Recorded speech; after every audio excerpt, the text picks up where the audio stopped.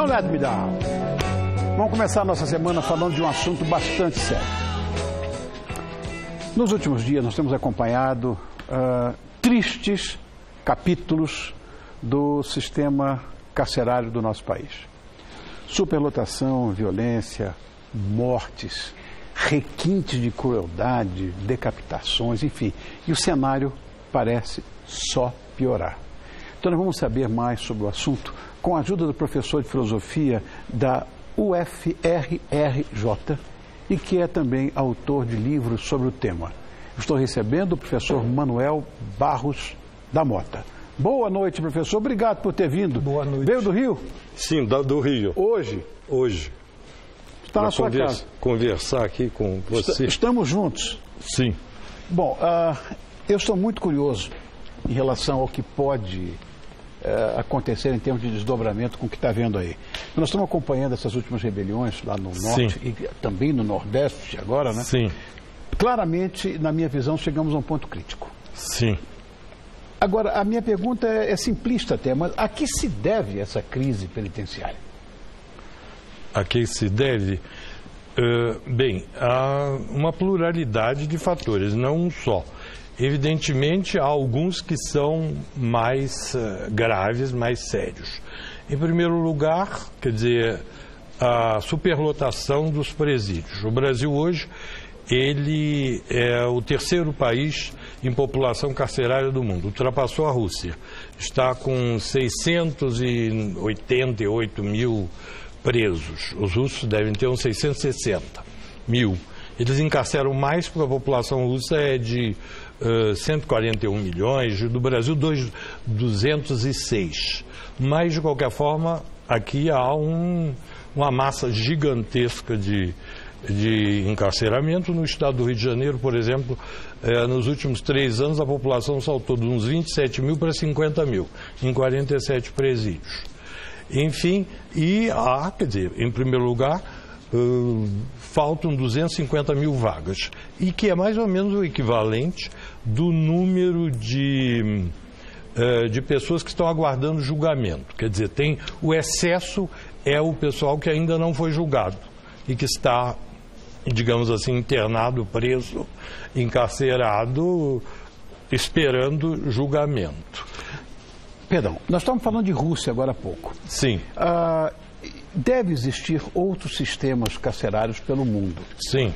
Existem, de fato, outros sistemas ou são parecidos com o nosso? Bem, eu diria, quer dizer, a prisão, isso é retirar a liberdade e encarcerar e supostamente, e algumas vezes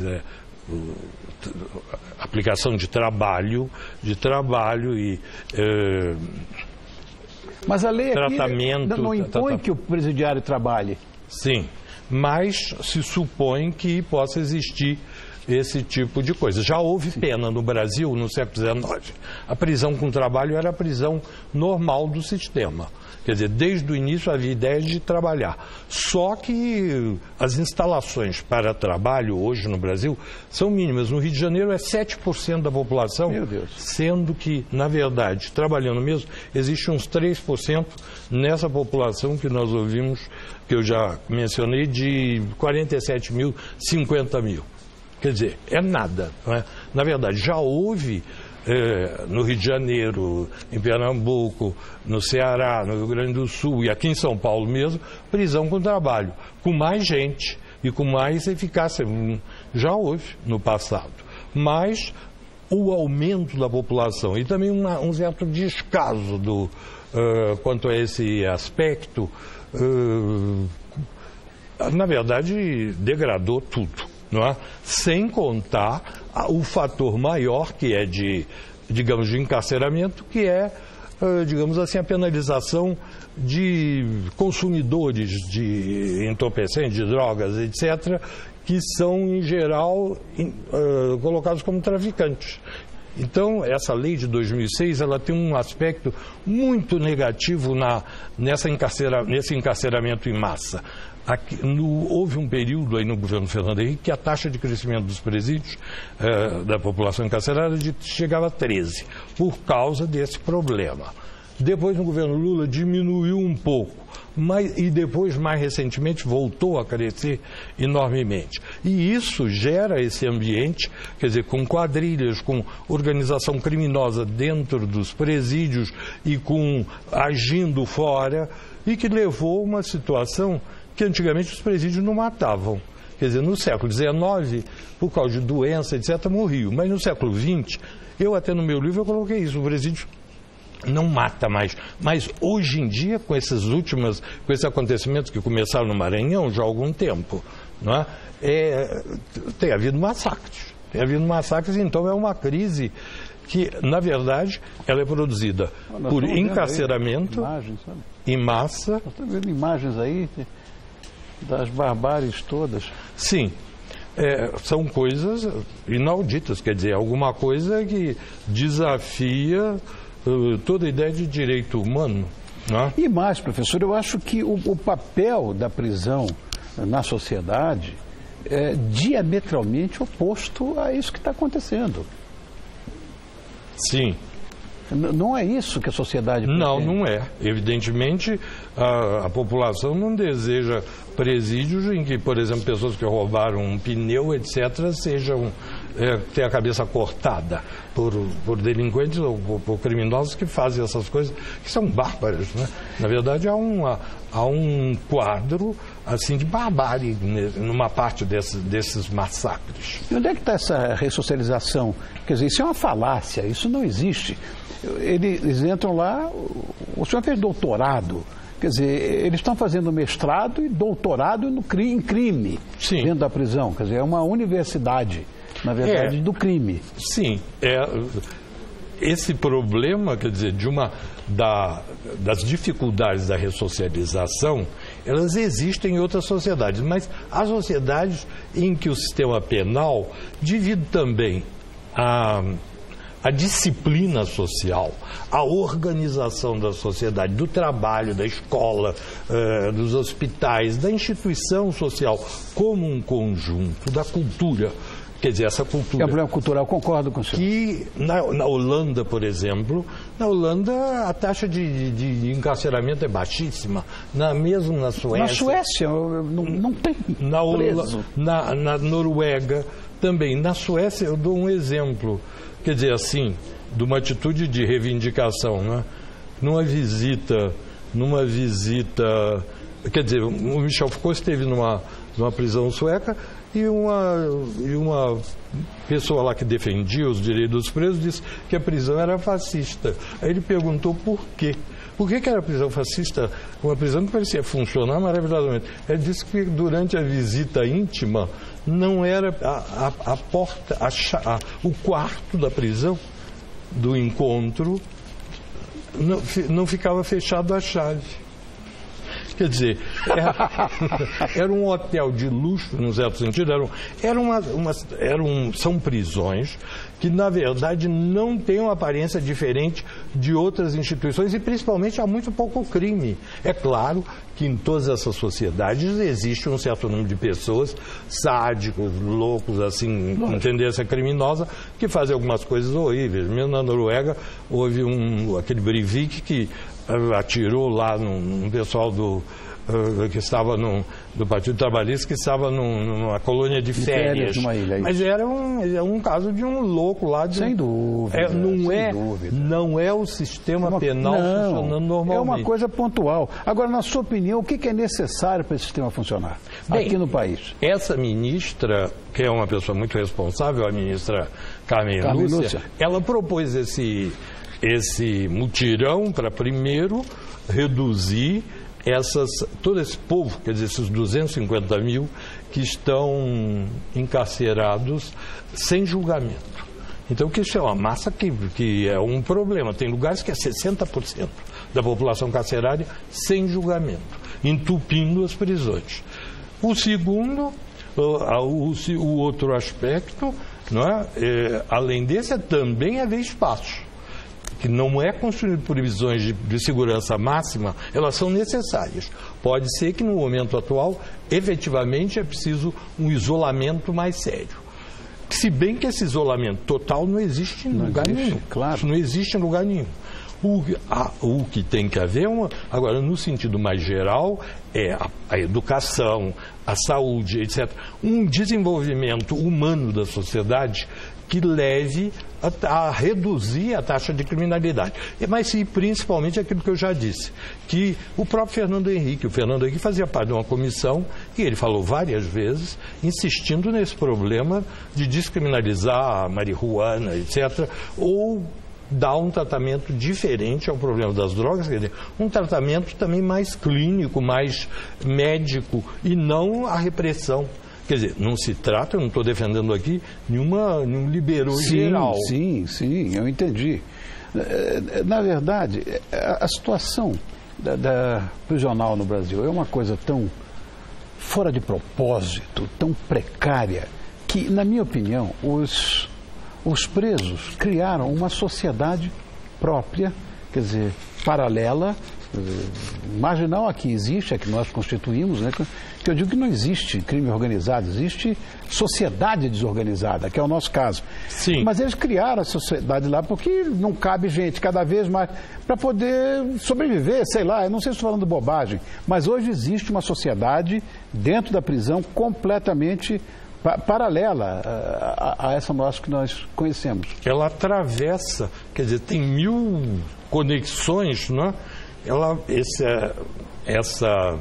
Esse problema, não é? Ele está dentro e fora, porque, digamos, há toda a questão da droga que está associada a isto, né, numa escala muito grande, e que compromete todo o sistema de segurança, não é? Eu não vou dizer que a coisa seja igual em toda a parte, evidentemente, mas que há problemas graves, porque já houve insurreições e com crimes comandados da cadeia, etc., mesmo no Paraná, numa escala bastante significativa. Não é uma coisa que se resuma ao norte. Aqui no estado de São Paulo mesmo, que tem a maior população carcerária do Brasil, pode ser que o problema seja menos grave, mas já houve uma insurreição comandada de presídios que atingiu todo o sistema em 1999, que levou à demolição, inclusive, do Carandiru. Exatamente. Não é?